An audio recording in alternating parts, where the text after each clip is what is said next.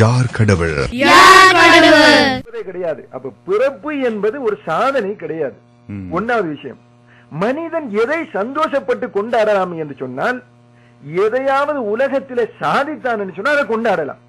உதாரணமாக, நான் படித்து ஒரு என்ஜினியர் ஆகிவிட்டேன், ஒரு டாக்டர் ஆகிவிட்டேன், ஒரு சயின்டிஸ்ட், ஒரு விஞ்ஞானி ஆகிவிட்டேன் என்று வையுங்கள். நான் அதை கொண்டாடலாம். ஏனென்று கேட்டால், என்னுடைய வாழ்க்கையில் நான் ஒரு சாதனை படைத்திருக்கிறேன். அப்ப சாதனை படைக்கக்கூடிய ஒரு விஷயத்தை கொண்டாடினா அறிவுபூர்வமாக இருக்கிறது. அதே நேரத்தில் நீங்க இன்னொரு செய்தியை பார்க்கலாம். என்னன்னு சொன்னா, நான் பாடசாலையில மொண்டசூரியில சேருகிறேன். ஆரம்ப கல்விக்காக சேர்ந்தேன். இந்த எப்போது சேர்ந்தேன் என்பது யாருக்காவது தெரியுமா? கொண்டாடுகிறீர்களா? யாருமே கொண்டாடுவது கிடையாது.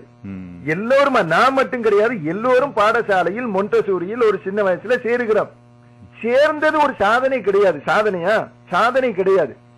ஆனா நான் படித்து பட்டம் பெற்று ஒரு பல்கலைக்கழகத்தில் பட்டம் பெற்று வெளியாகிறேன். நான் ஒரு பெரிய திறமைசாலியாக, ஒரு விஞ்ஞானியாக வெளியாகிறேன். இப்படி வெளியாகக்கூடிய இந்த நாளை நான் கொண்டாடலாம். ஏன்? என்னுடைய வாழ்க்கையில் ஒரு திருப்பு முனை, என் வாழ்க்கையிலே நான் சாதித்திருக்கிறேன். அப்ப மொண்டசூரியில சேர்ந்தது யாரும் கொண்டாடுவது கிடையாது. எதை கொண்டாடுகிறோம் தெரியுமா? பட்டம் பெற்று வாழ்க்கையில சாதனை படைக்கும் போது கொண்டாடுகிறோம். அப்ப பிறந்த தினம் என்பது எல்லோரும் பிறக்க செய்கிறார்கள், அதில் சாதனை கிடையாது. ஒரு மனிதன் உலகத்துல சாதிக்கிறான்னு சொன்னா அந்த நாளை நீங்க கொண்டாடினா நாங்க வரவேற்போம். அதனால இஸ்லாம் என்ன சொல்லுதுன்னு கேட்டா, முகம்மது நபி பிறக்கிற அந்த தினத்தை கூட நீங்கள் கொண்டாடக்கூடாது என்ற நிலைப்பாட்டில தான் முஸ்லீம்கள் இருக்க வேண்டும். ஆனா நிறைய முஸ்லீம்கள் தப்பாக விளங்கி வச்சிருக்கிறான். அப்ப பிறப்பு என்பது சாதனை கிடையாது. வாழ்க்கையில சாதிப்பது எந்த நாளும் அந்த நாளை கொண்டாட வேண்டும். அதனோடு இன்னொரு செய்தியும் இருக்கிற வசீகரன், அதில் இன்னொரு குறிப்பும் இருக்கிறது. என்னவென்று சொன்னால், ஒரு மனிதன் இப்ப என்னுடைய தந்தை மரணித்து விட்டார். என்னுடைய தந்தை மரணித்து விட்ட பிறகு என்னுடைய தந்தை பிறந்ததை நான் நினைப்பேனா, அல்லது என்னுடைய தந்தை இறந்து போனதை நினைப்பேனா? வாழ்க்கையில என்னுடைய தந்தையுடைய பிரிவு தான் எனக்கு பாரம். ஏன்னா தந்தை பிறந்த நேரத்தில் நான் இருக்கவும் இல்லை, அது சாதனையும் இல்லை, அது ஒரு அம்சமே கிடையாது. ஆனால் என்னுடைய தந்தை இவ்வளவு நல்ல ஒரு தந்தையாக இருந்து என்னோடு ஒட்டி இருந்து இறந்து விட்டார் என்று சொன்னால், அவருடைய பிறப்பை விட இறப்பு தான் என்னுடைய வாழ்க்கையில தாக்கம் செலுத்தி இருக்கும். அப்ப இறந்து போன அல்லது மறைந்து போன எத்தனையோ பேரை பார்க்கிறோம், அவர்களுக்காக பிறந்த தினம் கொண்டாடப்படுகிறது. அதை பார்க்கிற பொழுது ஒரு பகுத்தறிவு ரீதியாக சிந்திக்கக்கூடிய மனிதனுக்கு அது அவ்வளவு திருப்திகரமாக படாது என்பதையும் இந்த நேரத்தில் நாங்கள் புரிந்து கொள்ள வேண்டும். அதே நேரத்தில் இதுல இன்னும் ஒரு சில தகவல் இருக்கிறது. ஏதாவது சொல்ல இருக்கிறதா? நீங்கள் இடையில் கேட்பீர்களே. இல்ல நீங்க சொல்லுங்க. இந்த வருடம் என்பதை பொறுத்த வரைக்கும் இந்த புது வருடத்துல என்ன நடக்கிறது என்பதை பார்க்கிற பொழுது ஒரு சிந்தனை ரீதியாக, ஒரு அறிவு ரீதியாக சிந்திக்கக்கூடிய ஒரு மனிதன் அதை கொண்டாட மாட்டான். இன்று புது வருடம் என்று இருக்கிற நேரத்தில் சமூகத்திலே நீங்கள் பார்க்கலாம், ஒரு மனிதனுடைய இஸ்லாம் என்ன எதிர்பார்க்கிறது என்று சொன்னால், நீங்கள் வீண் விரயம் செய்யக்கூடாது. வீண் விரயம் என்பது சாத்தானுடைய, ஷைத்தான் என்று சொல்லக்கூடிய கெட்டவனுடைய நண்பர்கள், அப்படி செய்யக்கூடியவர்கள் அவனுடைய நண்பர்கள் என்று இஸ்லாம் அல் குர்ஆன் கண்டிக்கிறது. இன்று பார்க்கிறோம், புத்தாண்டு என்று வந்துவிட்டால் இந்த போலீஸ் அது உத்தியோகத்தர்களுக்கு வேலை அதிகம். ஏன்? பாதையிலே குடித்து விட்டு எத்தனையோ வீதி விபத்துக்களை பார்க்கிறோம். அது போன்று நாங்கள் பட்டாசுகளை வீசி எறிந்து எத்தனையோ பேருடைய வீடுகளுக்கு, மனிதர்களுக்கு நிம்மதியற்ற ஒரு நிலையை இன்று ஏற்படுத்துகிற சூழலையும் நமது நாடுகளிலே பார்க்கிறோம். காது வைத்து இருக்க முடியாத அளவுக்கு ஒரு நிம்மதியற்ற நிலையை ஏற்படுத்துகிறார்கள். வீடுகளுக்குள் போடுகிறார்கள். மனிதன் பாதையில் நடமாட முடியாது. அதை மோசமான நடவடிக்கைகளில் ஈடுபடுகிறார்கள். ஒரு புத்தாண்டு என்று நீங்கள் ஒரு வாதத்திற்கு நீங்கள் கொண்டாடினால் அது எப்படி இருக்க வேண்டும்? ஒரு மதச்சடங்கு என்று சொன்னால், ஒரு மார்க்க வழிபாடு என்று சொன்னால், அது இறைவனிடத்திலே நம்மை நெருக்கி வைக்கக்கூடிய ஒரு வணக்கமாக இருக்க வேண்டும். ஆனால் கூத்துக்களும் களியாட்டங்களும் தான் இன்று புத்தாண்டு என்ற பெயரிலே நடைமுறைப்படுத்துவதை பார்க்கிற பொழுது, கொண்டாடுவதை விட கண்டிப்பது சிறந்தது என்பது ஒரு மனிதன் சாதாரணமாக சிந்திக்கக்கூடியவனுக்கு படுகிறது. இந்த புத்தாண்டு என்று வந்தால் வாழ்க்கையில் ஒரு திருப்புமுனை இருக்க வேண்டும். கொண்டாடுவது ஒரு விஷயம் இருக்கட்டும், அப்படி கொண்டாடினால் கூட வாழ்க்கையில ஒரு திருப்பு முனை இருக்க வேண்டும். அடுத்தது எத்தனையோ பேரை பார்க்கிறோம், தவறு செய்கிறவர்கள் திருந்துவதற்கு வருடத்தில் புத்தாண்டை வைத்துக் கொண்டிருக்கிறார்கள். உறவினர்களை பகைத்திருப்பார். இன்று கூட அந்த உறவை சேர்த்துக் கொள்ளலாம்.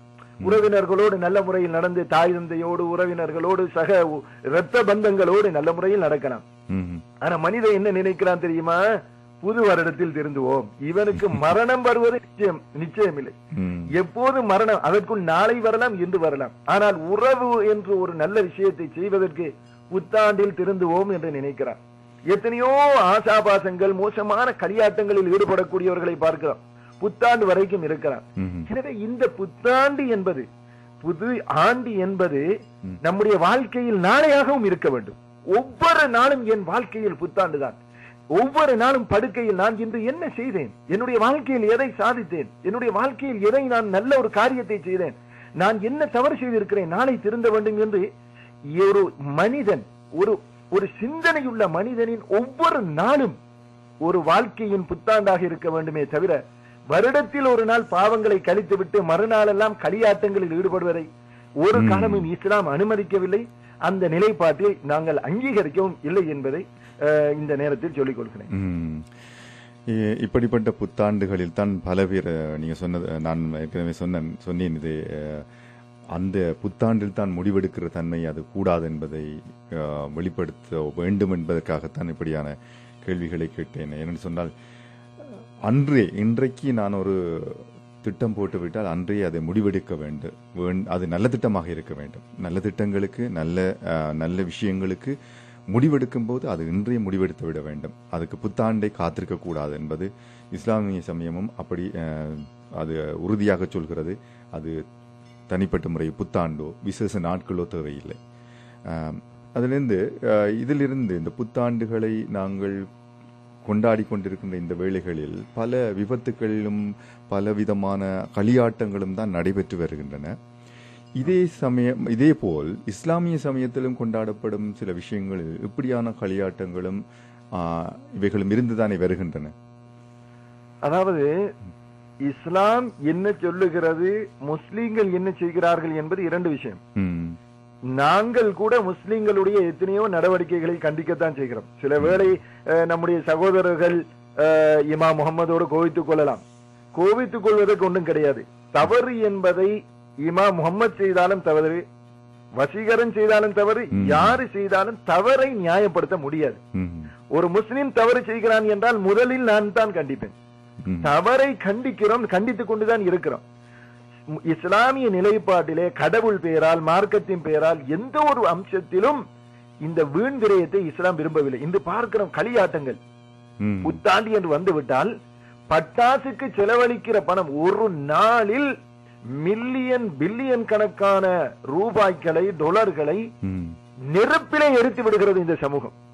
உண்பதற்கு உணவில்லாமல் மக்கள் இருக்கிறார்கள், கஷ்டத்தில் இருக்கிறார். இதையெல்லாம் தூக்கி எறிந்து விட்டு ஒரு நாளிலே நெருப்பிலே போட்டு கரிக்கிறார்கள். நான் கேட்கிறேன், ஒரு பல ஆயிரம் பல பில்லியன் ரூபாய்களை, நோட்டுகளை யாராவது நெருப்பிலே போட்டு கரிக்கிறான் என்றால் மடையன் என்று சொல்லுவோம். அதே சமூகம் பட்டாசை வாங்கி எரிக்கிற பொழுது அதில் கிடைத்த லாபம் என்ன சகோதரர்களே? ஒன்றும் கிடையாது. அதில் நாம் அனுபவித்தது ஒன்றும் கிடையாது. ஆனால் புத்தாண்டு என்ற பெயரில் சந்தோஷத்தை வெளிப்படுத்துவதற்கு வழி தெரியாமல் நாங்கள் இப்படி செய்கிறோம். நாளை கத்தியை எடுத்து ஒரு 4 பேரை குத்தினால் சந்தோஷம் வரும் என்றால் அதையும் மனிதன் செய்வான். அதை பார்த்து இது ஒரு புத்தாண்டு என்று நினைப்பவர்களும் இருக்கலாம். புத்தாண்டு என்பது ஒரு வணக்க வழிபாடு என்று சொன்னால், மனிதனிடத்திலே சேஞ்ச், ஒரு மாற்றம் வர வேண்டும் என்று சொன்னால் அவன் அதனை எப்படி செய்ய வேண்டும், அந்த முறையில் செய்ய வேண்டும்.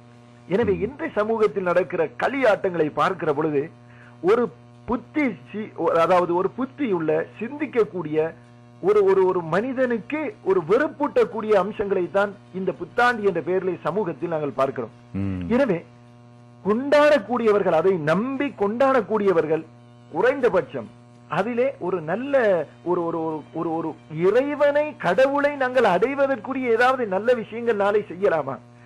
இந்த நாளில் ஒரு நாள் ஏழைக்கு நான் உதவி செய்வேன், இந்த நாளில் என் உறவை சேர்த்துக் கொள்வேன், இந்த நாளில் ஒரு அனாதையை நான் என்னுடைய வாழ்க்கையிலே தத்தெடுத்து என்னுடைய வாழ்க்கையிலே ஒரு அனாதை குடும்பத்திற்கு ஒரு அனாதை குழந்தையை பொறுப்படுத்தி நான் என்ன செய்வேன், செலவழிப்பேன். ஒரு அனாதை இருக்கிறது, அதுக்குரிய செலவு இன்றிலிருந்து நான் பொறுப்பேற்கிறேன் எவ்வளவு அழகான காரியங்களை செய்யலாம். ஆனால் இதையெல்லாம் விட்டுவிட்டு வெறும் ரத்திஞ்சாக்கள் பட்டாசுகளோடு நம்முடைய சமூகம் பணத்தையும் நேரத்தையும் நாசமாக்கி கொண்டு குடி போதையிலும் ஏனைய களியாட்டங்களிலும் நேரத்தை செலவழிப்பது, இது ஒரு இறைவனை அணுகுகிற, கடவுளை அணுகுகிற ஒரு வழிமுறையா என்று கேட்டால் கண்டிப்பாக இருக்க முடியாது. எந்த மார்க்கமாக இருக்கலாம், அது ஒரு வழிமுறையாக நாம் பார்க்கவே முடியாது.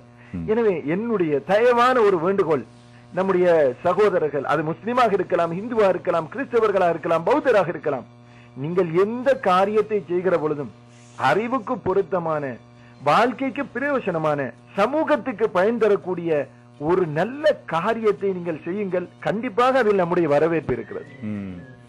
நன்றி முகமது. அடுத்ததாக நாங்கள் பாஸ்டர் பெஞ்சமின் அவர்கள் செவிகாண இருக்கின்றோம். அவர் என்ன சொல்லுகிறார் இந்த புத்தாண்டை பற்றி என்று நாங்கள் பார்க்க போகின்றோம்.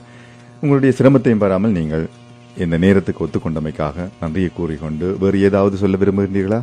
இல்லை, கண்டிப்பாக இந்த சுருக்கமான இந்த நேரம் வழங்கியமைக்கு உங்களுக்கு நன்றி கூறிக்கொண்டு, என்னுடைய இதர நேயர்கள் கேட்டுக்கொண்டிருப்பவர்கள், புத்தாண்டை கொண்டாடக்கூடியவர்களுக்கு அவர்களுக்குரிய வார்த்தைகளை சொன்னவனாக நான் விடைபெறுகிறேன். நன்றி. நன்றி முகமது. நன்றி, வணக்கம்.